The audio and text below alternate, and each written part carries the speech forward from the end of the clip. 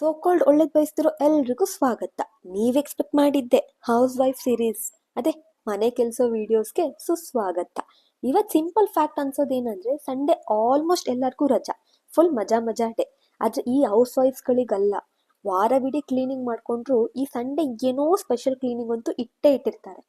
ಯಾಕೋ ಗೊತ್ತಿಲ್ಲ, ಅಫಿಷಿಯಲ್ ಆಗಿ ಸಂಡೇ ಕ್ಲೀನಿಂಗ್ ಡೇ ಆಗೋಗಿರುತ್ತೆ.